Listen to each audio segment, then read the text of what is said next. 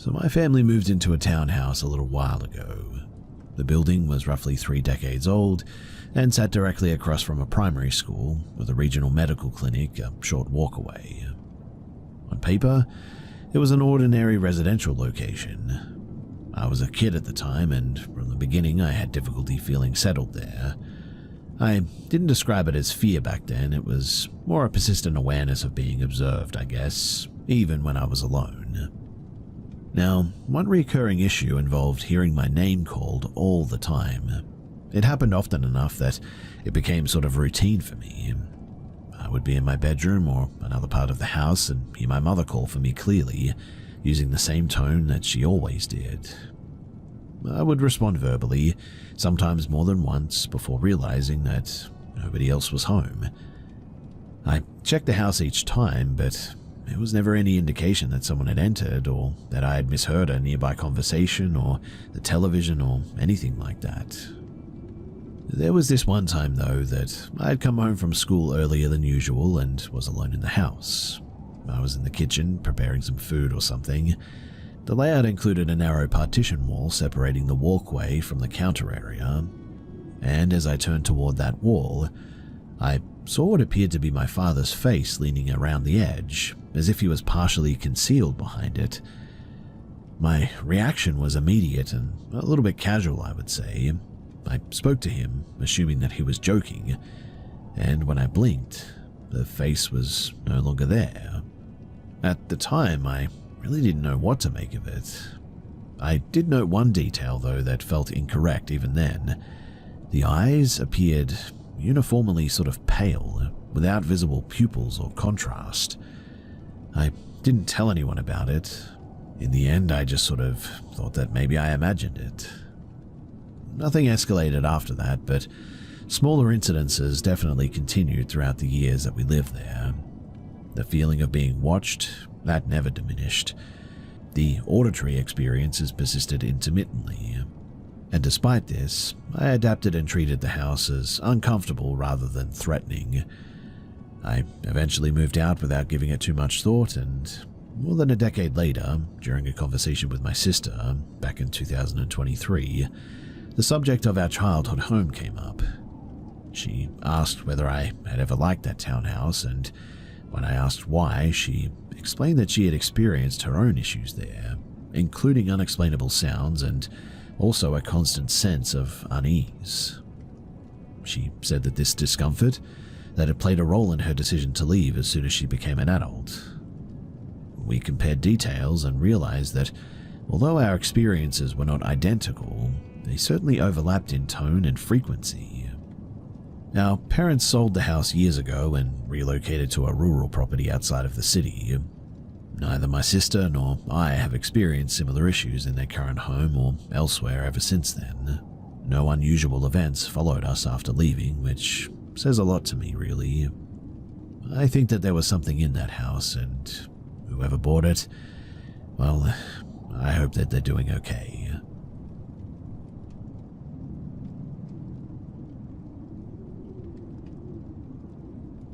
We moved into this house in late 2022, a single-story home with a converted loft in a quiet residential neighborhood. The house was pretty small, roughly 1,000 square feet with an open main floor and a staircase leading to 2 bedrooms and a small office. I personally work from home, so I spent most of my time in the house and am pretty familiar with its layout, mechanical systems, and the ambient noises that come with it. The first incident occurred within a few months of moving in, I would say. One night, my wife and I were watching television downstairs. I went upstairs to lie down while she stayed behind to clean up a little bit. I was awake and scrolling on my phone, lying on my side and facing away from the bedroom door.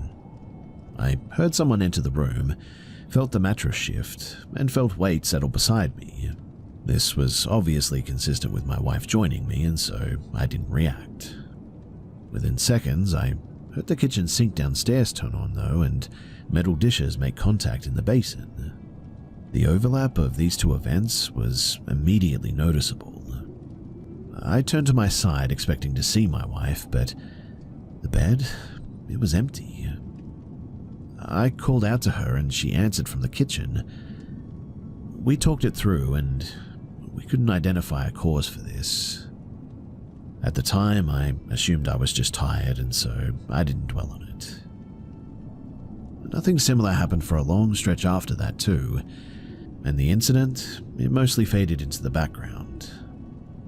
The second set of events occurred roughly a year later. My wife and I again had gone upstairs to bed at around 11 p.m. Our children were asleep and we'd been in bed for less than 10 minutes when a loud impact sound came from downstairs. One of our children's scooters moved across the hardwood floor in the dining area at the base of the stairs. The sound was not subtle or gradual. It was consistent with a forceful movement. Both of us reacted immediately and obviously assumed an intruder. I retrieved my firearm and we conducted a full search of the house, but there were no open doors, no disturbed entry points, and no signs of any people. We checked closets, storage spaces, the garage, everywhere, but nothing was out of place and no one was there. We returned upstairs, unsettled, but assuming that we must have just misinterpreted the sound. But less than 5 minutes later, we both heard clear footfalls ascending the stairs. The cadence was steady and the sound included fabric movement consistent with clothing. It took about the same amount of time that it would take an adult to climb the staircase normally. My wife moved toward the stairwell while I followed behind, expecting to confront someone at the top, but there was no one there. There was also no sound of retreat or anything too. Given the house layout as well, it just wouldn't have been possible for someone to reach the stairs like that, reverse direction, and disappear without being heard. We checked the house again in any case, but there was nothing. At that point, we turned on all the lights and we stayed downstairs for quite some time. Eventually, we returned to bed and closed a child safety gate at the top of the stairs as a bit of a precaution, I suppose. Not that it would stop anyone. It wasn't really for security so much as it was giving an audible warning, I guess, if something did move again. But about 30 minutes later, we then heard a mechanical noise coming from the upstairs office. When I approached the door, the sound intensified, and inside the room, my laser cutter's exhaust system was running at full output. The internal fan and the external vent fan were both engaged. This was weird too, because these are controlled by physical switches that require manual input, including multiple presses to reach maximum speed. And I had not used the machine in several months. We shut everything down and disconnected the power. And after that, the night ended without any further incidences. In the days that followed, we reviewed mundane explanations though. Obviously, electrical faults, vibration, obviously memory errors or overlapping sounds. None of them though fully accounted for the sequence or the timing, or the fact that we both heard them. I checked wiring as well, outlets and breaker logs, but nothing showed irregular behavior. Later I learned from neighbors though that a previous occupant had left abruptly years earlier under unclear circumstances. No crime was documented, no investigation followed, and that information, it didn't provide any answers, and I don't attribute the events to it or anything, but it is a little bit weird. What ultimately mattered though was not identifying a cause, but addressing the stress response that it created in both of us. We installed interior cameras, reinforced nightly routines, and limited speculation because we were just sort of going crazy over it all. Over time, the activity didn't repeat, thankfully, and sleep normalized. The house returned to its normal, predictable behavior, I guess you could say, and I really don't know what happened that night, but it was strange. If something like that were to happen again, I think that I would document it now, address safety first, I guess, and involve professionals where appropriate too. But until then, it remains an incident without much of an explanation. and I guess that's realistically where it's going to stay.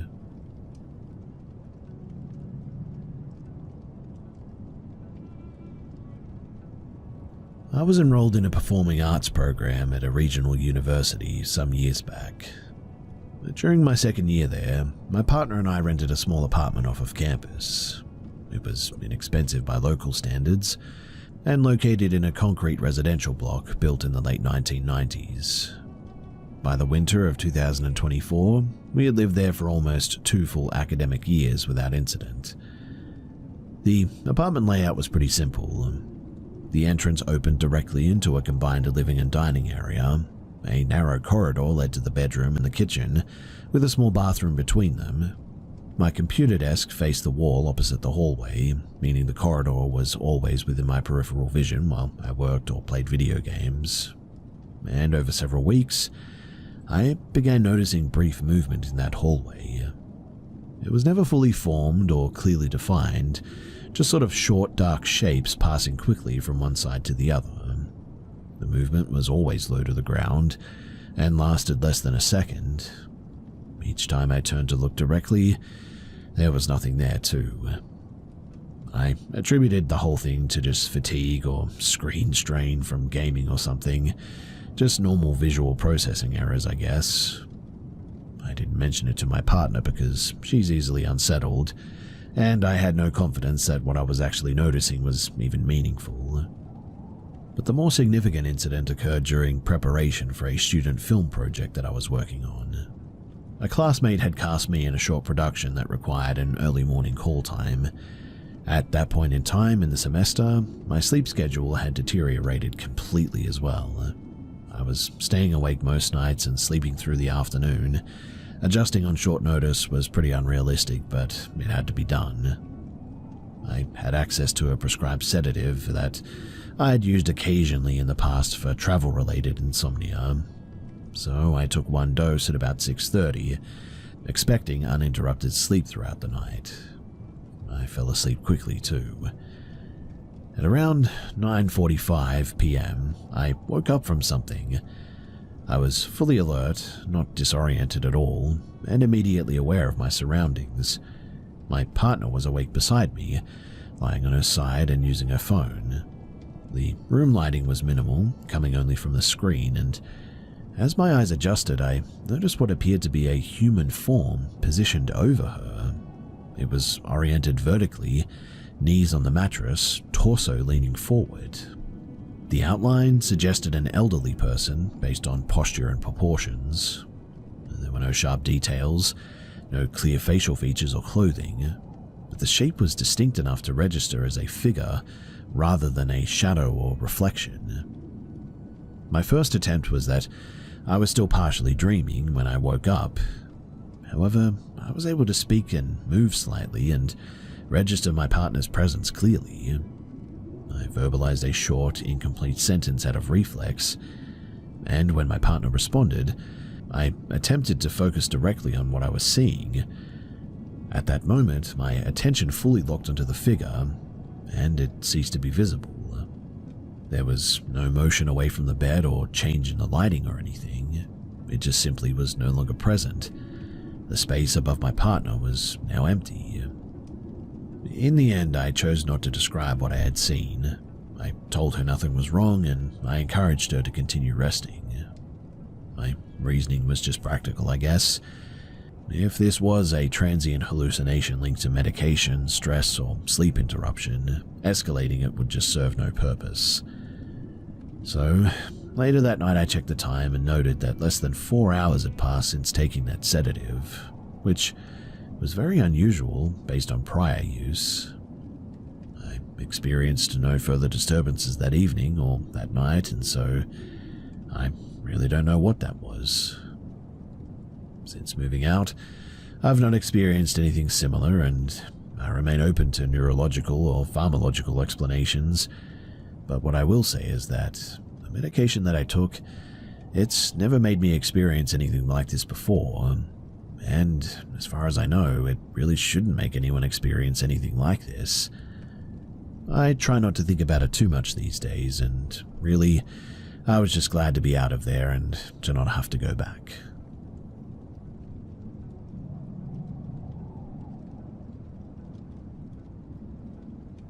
So this incident took place during a period when I spent a lot of time driving at night for no particular reason other than habit really, but I wanted to share this because it's one of the few experiences in my life that I've really never been able to solve through ordinary explanation, despite revisiting it many, many times. So at the time, I was living in central Alberta, Canada, in an area dominated by farmland and sparsely populated service towns. I was dating someone then, and it was common for us to take long drives late in the evening. We worked pretty irregular hours, and driving after dark was quiet, predictable, and usually uneventful. On the night in question, we had been driving for about over an hour at this stage. The time was somewhere between 10:30 and midnight, though I cannot be more precise than that. Traffic was minimal, weather conditions were very stable, and visibility was clear aside from the expected darkness outside of the reach of the streetlights. We exited a provincial highway to pass through a small agricultural settlement at one stage, the type consisting of a grain elevator, a few houses, and one intersecting road. There were no businesses open, no pedestrians, and no other vehicles present. As we approached the intersection where the road rejoined the highway, we slowed to a complete stop, because that was when we saw it. Positioned directly in the center line of the highway, straddling the double yellow markings, was an animal, roughly equivalent in size to a large dog or maybe a small wolf. Its body posture was upright and balanced though, not crouched or defensive. It was facing our vehicle head-on, and what immediately stood out was its lack of movement. When I say that it didn't flinch, shift its weight, or turn its head as we rolled to a stop less than a car length away, I mean that it was like a statue. At first, I assumed that whatever it was injured or disoriented. However, there were no visible signs of distress, and its back was straight, its head level, and its limbs appeared stable.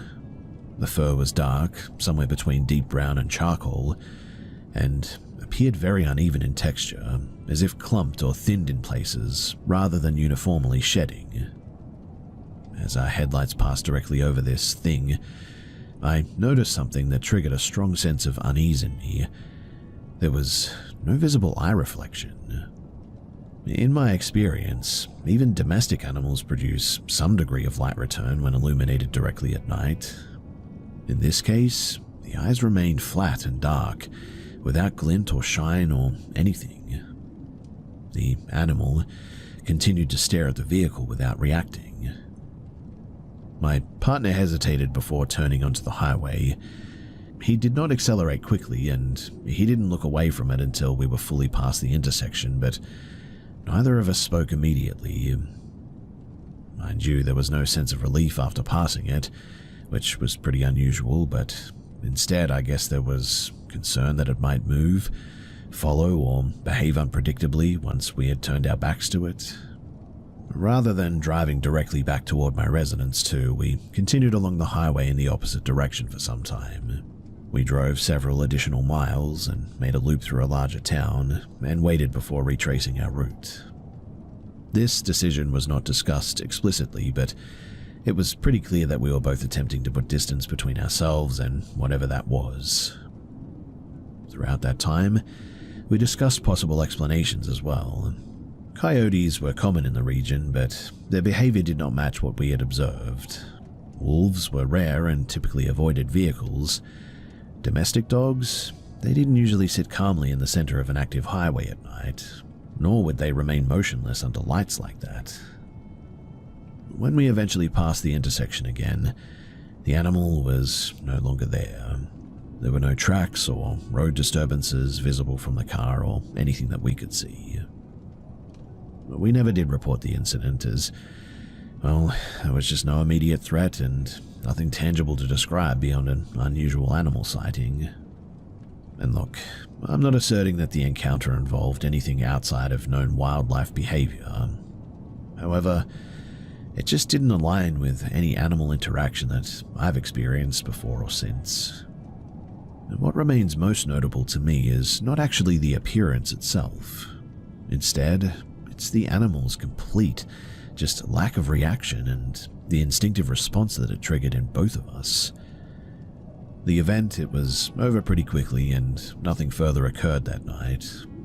But still, it stands out as a moment where I just don't really have an explanation for it.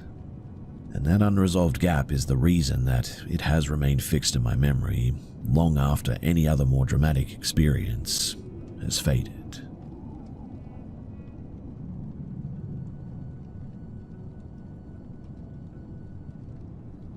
At the time that this happened, I was visiting a close friend who was attending university in Northern California, near the Monterey Bay area.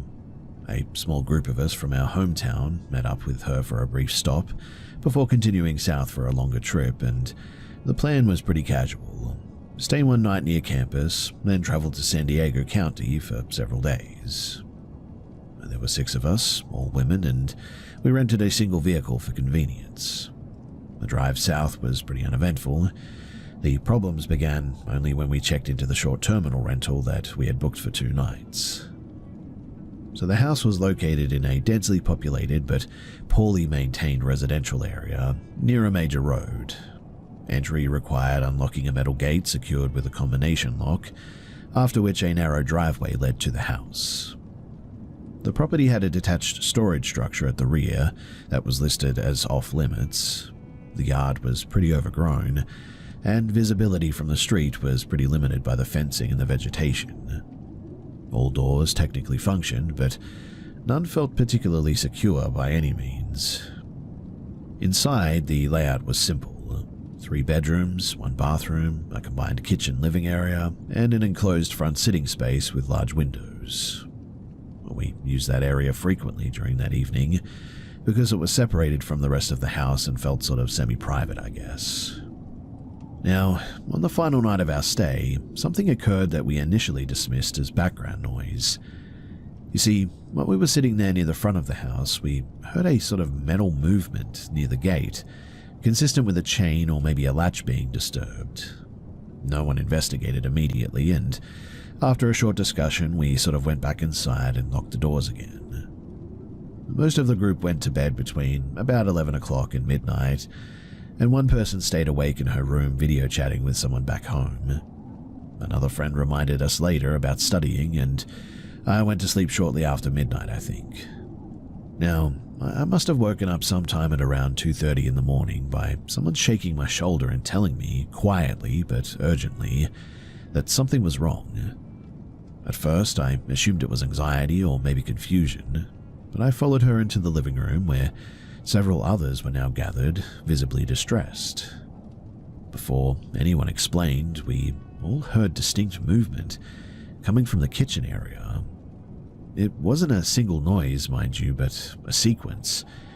Light impacts, shifting objects, and what sounded like drawers being opened and closed. Nobody was speaking at that point. The source was not visible from where we were standing, but at that moment, the situation shifted from confusion to threat assessment immediately. We woke the remaining people, consolidated into one bedroom, and barricaded the door with available furniture. 2 of us stayed positioned near the door while others contacted emergency services. And while waiting, we heard additional sounds consistent with footsteps moving between the rooms. These were not constant, but intermittent, and the sounds didn't respond to us making noise, calling out, or deliberately knocking on the walls or anything. And that absence of reaction was a bit disturbing, to be honest. Law enforcement arrived after a significant delay. Entry required one of us to unlock the door from the inside. The officers conducted a brief sweep of the interior and stated that they found nothing. Their inspection appeared limited, and they initially declined to check the yard or detached structure, but after insisting, they performed a cursory exterior check and no forced entry was identified. No items were reported missing, and the officers suggested that the possibility of an animal or maybe just misinterpretation, and they left.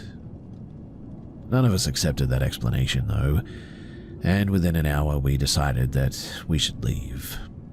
So we packed quickly and we began driving back north before dawn rather than staying another night, and no one slept during the drive. In the days following, we attempted to sort of reconstruct the timeline and maybe identify some plausible cause. The most likely explanation remains unauthorized entry by a person familiar with the property or something, possibly somebody accessing the yard or the structure and leaving before police arrived. A lack of confrontation does not negate that possibility, I suppose, but in hindsight, our presence may have deterred escalation rather than inviting it, I guess, but since that trip, my behavior around shared lodging has changed dramatically. I now inspect entry points immediately, carry additional locking devices, and avoid properties with isolated layouts or unsecured exterior structures. And also, while I don't frame the incident as paranormal, I cannot rule that out either because, really, the person should have been there when the police arrived. It was weird, and nothing followed us after that, and no further incidents occurred on the trip. But still, the experience has sat with me all these years, and it's weird how quickly a familiar environment can become unsafe without any warning.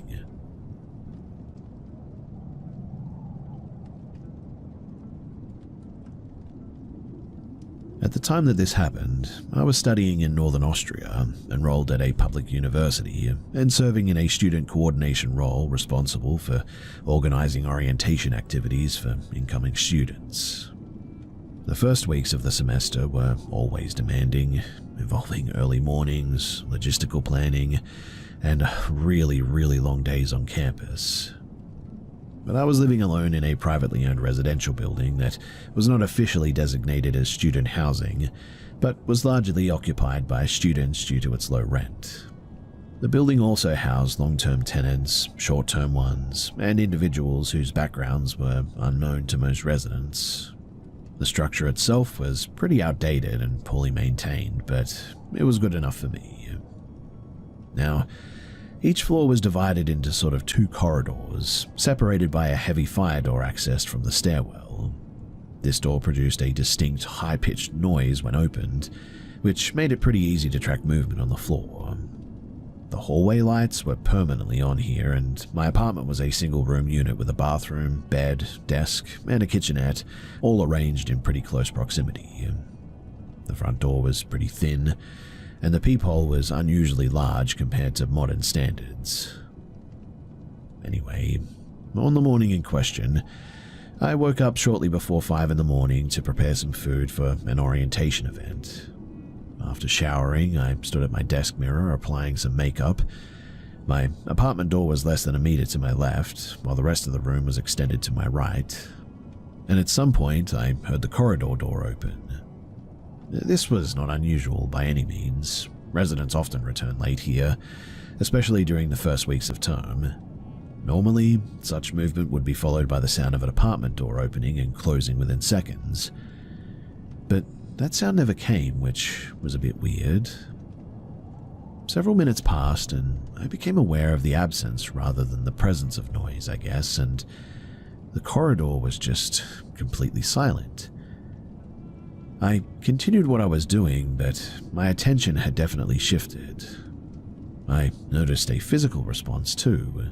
I had light dizziness all of a sudden, tension in my shoulders, and a growing sense of alertness that I didn't experience here ever before. I turned my head toward the apartment door.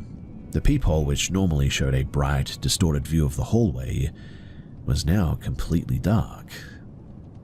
There was no ambiguity about what that indicates too. Someone or something was directly blocking it. At that moment, I stopped moving. I didn't approach the door or the light switch, which was mounted beside the frame. Instead, I stepped backward toward the bed and sat down against the wall where the door was no longer visible. From that position, anyone trying to look under the door or something would not have a direct line of sight into the room. I waited, and I didn't check my phone or make any noise. I Didn't really know how long this lasted, but it felt extended enough to be deliberate rather than accidental. Eventually, I heard the corridor door open again and then close.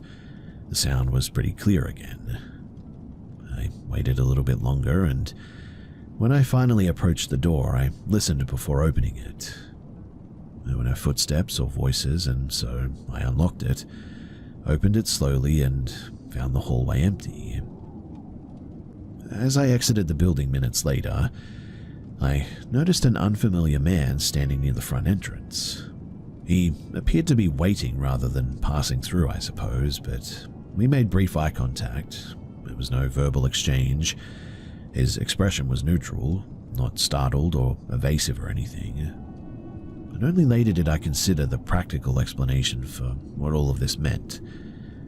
You see, from the street it was possible to see when individual apartments were lit, and someone familiar with the building layout could identify which door corresponded to which unit. The peephole design allowed a clear interior view as well from the outside, at least a little bit, and it was always magnified rather than obscured, I guess you could say, but out of curiosity, days later I tested it myself. Standing in the corridor, I could see nearly the entire room through that peephole, including facial details and even hand movements. Anyone positioned there, they would have been able to observe me clearly and would have known exactly when I noticed. I was on edge for some time after that, but thankfully nothing similar happened again. That certainly didn't make the incident insignificant, as what was that guy doing there and why? But still, thankfully I finished my studies there without incident again, and I guess it was just one of those one-off things.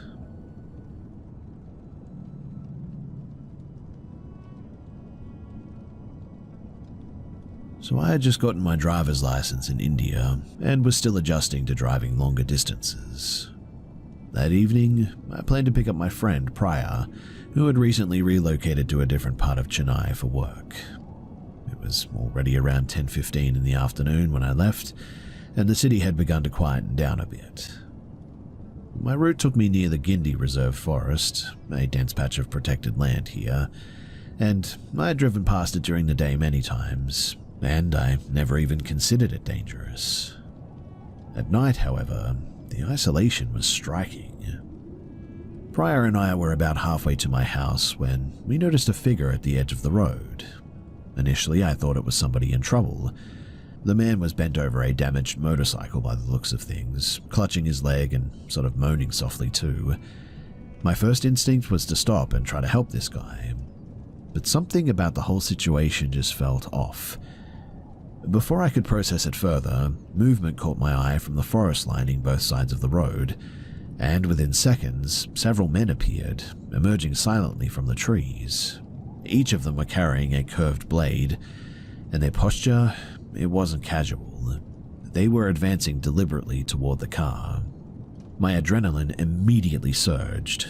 I didn't have time to reason. I pressed the accelerator and drove straight through the stretch, keeping my headlights on full beam. The men followed briefly, but the trees eventually obscured them. Once the forest cleared, I stopped to catch my breath a little bit. Priya sat silently, her hands gripping the seat. We both understood that we had narrowly avoided a direct confrontation, and I realized then too that the man by the motorcycle, he was the lure, a way to slow drivers down. Stopping could have seen us killed that night. After we reached a populated area, I explained the situation to my parents. They confirmed that this section of the forest had a history of criminal activity, particularly targeted travelers at night. They noted that couples or even pairs traveling together were especially vulnerable. Driving past without exiting the car had likely prevented a violent encounter for us, and for that, I am thankful. So, to anyone traveling alone through remote areas at night, my advice: stay alert, avoid unnecessary stops, and be aware that danger can appear in forms that seem ordinary at first glance. I will never forget the way that the forest fell so silent, except for those few figures emerging from the shadows. And I also know that I will never take that stretch again.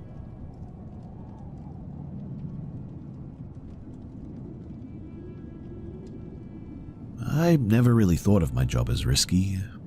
At 19, I was working late shifts at a large warehouse retailer, close enough to home that the drive never felt like a concern at all. The store environment was pretty busy, predictable, and sort of familiar, I guess. I trusted the people that I worked with too, and that sense of routine is part of why I didn't recognize a problem immediately, I think. During the cleanup period, following a major seasonal sales event, the store had closed to customers, but the floor was still in disarray. I was assigned to straighten and restack apparel tables near the back half of the sales floor, and while working, I noticed a man standing several aisles away. He wasn't browsing, and he was stationary and oriented sort of toward me. At the time, I assumed he was waiting for assistance or unsure where to go or something, which was common during the closing procedures. So I approached him and asked whether he needed some help finding a size or an item or something. His response was hesitant and unusually high in pitch, but not overtly alarming or anything. I retrieved the item that he requested, and instead of disengaging afterward, he remained nearby and initiated personal conversation. He commented on my appearance and asked about my background, and attempted to continue the interaction beyond anything work-related. I didn't challenge this directly. I was pretty tired, I guess, focused on just finishing my shift, and incorrectly assessed him as socially awkward rather than threatening. Anyway, as closing announcements began, he asked for my social media contact. I provided it with no intention of follow-up. In hindsight, though, this was a huge lapse in judgment, driven by exhaustion and also misplaced politeness. After the store cleared, I met with a coworker that I trusted near the employee exit. I mentioned the interaction casually and told her the name that he had given me. Her reaction changed immediately, though. She asked to see his profile, and after a brief look, she contacted a supervisor without explanation. What followed was a structured questioning process.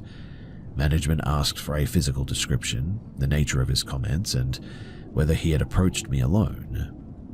Only then was I informed that the man was known to the store. Apparently, he was a former employee, dismissed after repeated boundary violations involving another staff member or something.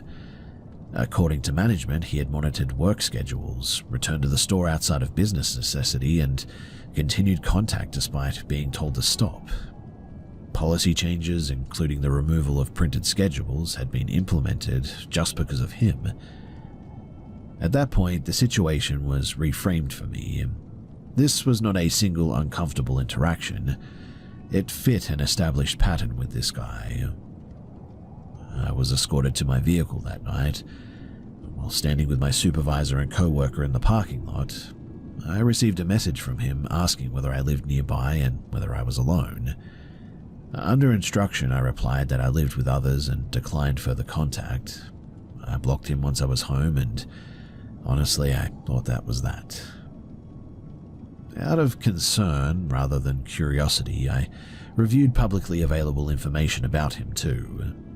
He appeared to have a spouse and children, I think.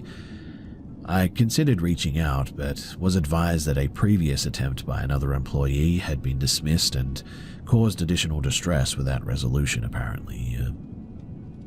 In the weeks that followed, he returned repeatedly too. He came during different shifts and asked for me by name. Each time, co-workers redirected me to non-public areas. This became an informal but coordinated response: walkie-talkies, temporary reassignment, and silent signals when he entered the building. No announcement was ever made over the system, but awareness spread organically among the staff, I think. One incident, though, stands out above everything. So, I was crossing departments when I noticed him ahead of me at one point. Before I could change direction, a co-worker signaled urgently, and I moved into the jewelry department and took cover behind the counter while an older associate engaged him. He asked whether a specific employee from apparel was working that day, describing me in terms that reduced me to age and ethnicity. My co-worker denied that I was there and maintained conversation until he left the department, and I remained out of sight for over an hour afterward. The most difficult aspect was uncertainty outside of the building, though, because on several nights an unoccupied vehicle remained parked with lights off until I exited. I cannot confirm that it was him, but the pattern aligned too closely to ignore it for sure. So I adjusted my schedule, varied my exit routes, and avoided leaving alone whenever possible. After approximately 5 months of doing this as well, the visits, they finally stopped. Mind you, no explanation was ever given, and the behavior just simply ceased. I never pursued legal action too, because at that age, I just lacked the clarity and the emotional bandwidth to escalate the situation beyond immediate safety, I guess. Instead, I relied on collective awareness and informal protection from co-workers, which was good enough, I suppose, but in hindsight, I probably should have done more. What stayed with me, though, was not the fear in the moment, but the delayed understanding of just how easily my environment could change like that. The experience definitely changed me and how I assess people, personal boundaries, workplace dynamics, all of that. And thankfully, like I said, it seemed like eventually he just gave up, but still, every now and then I still find myself looking over my shoulder and wondering if maybe he'll come back one day. I sure hope not.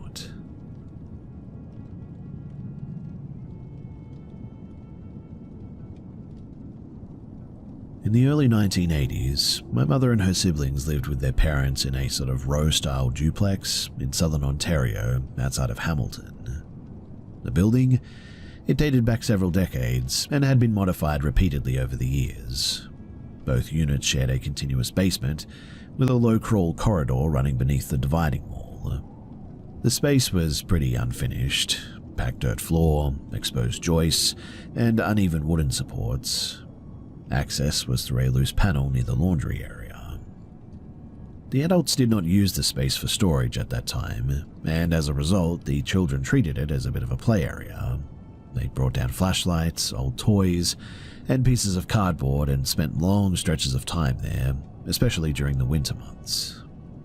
According to everybody involved, the crawl space had been cleared beforehand and was not a place where items were regularly added or removed or anything. And at some point during this period, while moving dirt near the back section of the crawl corridor, the children uncovered a floorboard made of compressed cardboard printed with letters and symbols. It was not in packaging and showed signs of age and moisture exposure. None of the children recognized it immediately, but an older sibling identified it as a spirit board after seeing the alphabet layout.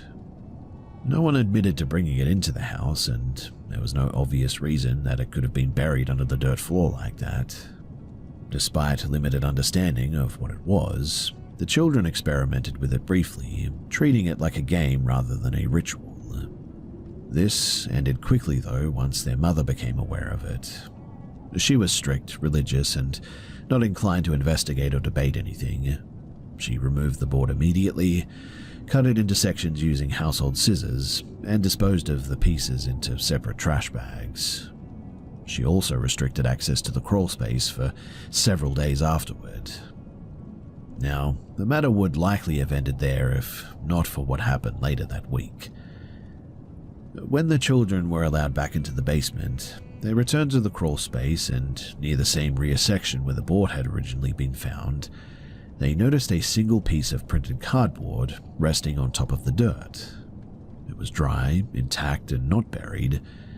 The fragment contained one large printed character, the capital letter I. Mind you, this was not noticed all at once.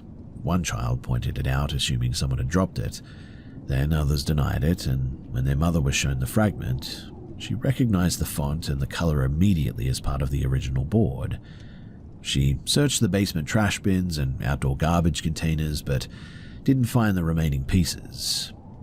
From a practical standpoint, several explanations were considered later: that a piece had been missed during the disposal, that maybe an animal had dragged it back inside, or that it had fallen from another unit through the shared structure.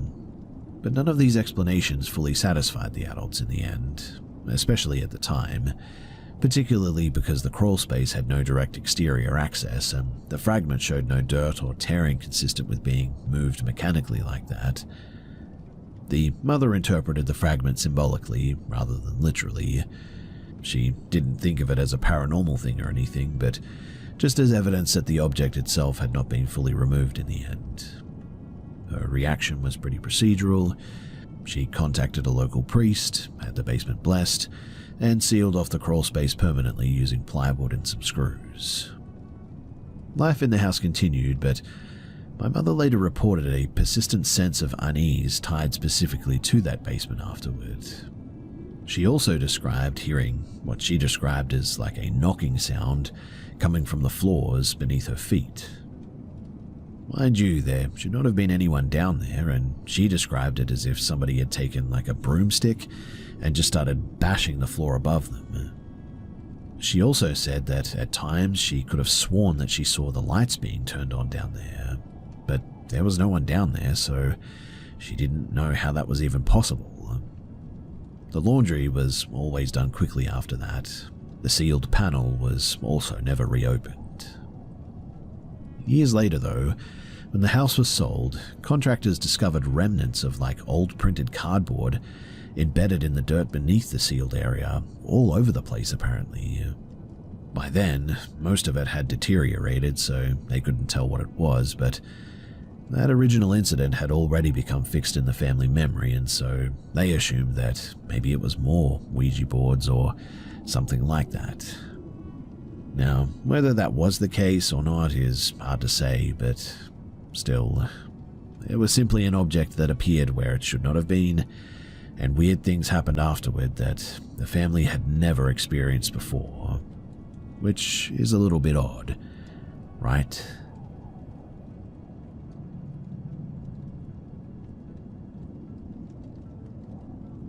So, I'm not presenting this as like proof of anything supernatural, paranormal, or otherwise.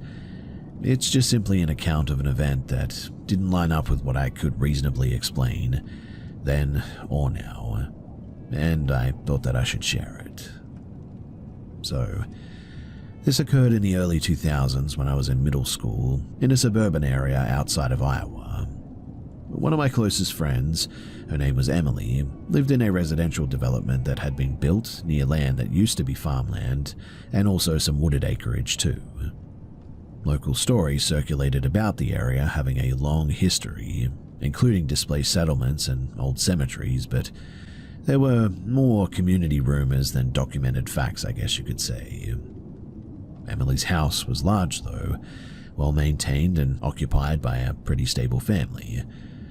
Her mother worked from home and was a very routine-oriented sort of person. Her father traveled frequently for work, and the house itself didn't appear neglected or unstable in any way. I spent many weekends there over several years, often staying overnight for school-related activities or group sleepovers. I was familiar with the layout too, the daily routines of the family, and the sounds and the ins and outs of the house. Now one night, Emily hosted a sleepover with several friends. Her father was away on a business trip, which was pretty common and known to everybody present. We set up sleeping arrangements in Emily's bedroom using air mattresses and sleeping bags. I ended up positioned sort of closest to the bedroom door, which was left open as it always was at night. At the top of the staircase outside of her room, the family kept a large floor fan running continuously. The stated purpose was airflow and ambient noise, but it also masked normal household sounds, I guess. Now, I had difficulty falling asleep that night. I was fully awake and aware and not drifting in and out or anything, just sort of bored, I guess. When at some point, I distinctly heard a bedroom door open across the hall, followed by footsteps moving toward the stairs. The sound pattern was pretty familiar to me, actually.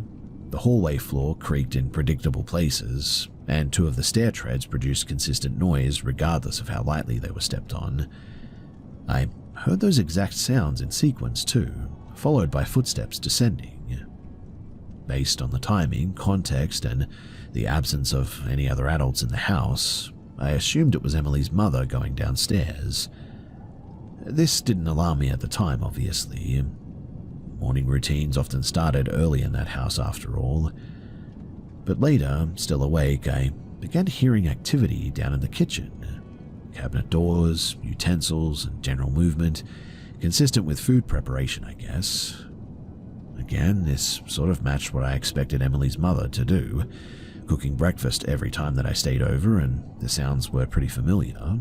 So at that point, I assumed it was early morning, though I had no way to check the time. What caused concern for me, though, was the delay. The kitchen sounds continued intermittently for a long period, and eventually, daylight became visible through the windows, and I sort of shifted position so that I could see the staircase clearly, expecting Emily's mother to come back upstairs to wake everyone. But instead, I eventually saw her emerge from her bedroom across the hall and walk towards the stairs for the first time that morning. Now, I want to be clear that there is no confusion what happened here, with regard to Emily's mother, I mean. I watched her open her door, step into the hallway, and proceed to the staircase. The fan was still running, the house lighting conditions were still normal by early morning, and she then walked down the stairs. At that moment, the inconsistency became very clear. I had already heard her do this earlier, including the same stair noises, without her returning upstairs in between. Shortly after she went downstairs, food smells became noticeable for the first time as well, specifically breakfast items that would require active cooking. When she later came back upstairs to wake us, her behavior was normal and consistent with routine. I didn't say anything at the time because, honestly, I didn't know what to say. Nothing else occurred that morning. No one reported hearing or seeing anything unusual. I sort of checked lightly with people. I also mentioned it briefly years later and was told that she had slept through the night and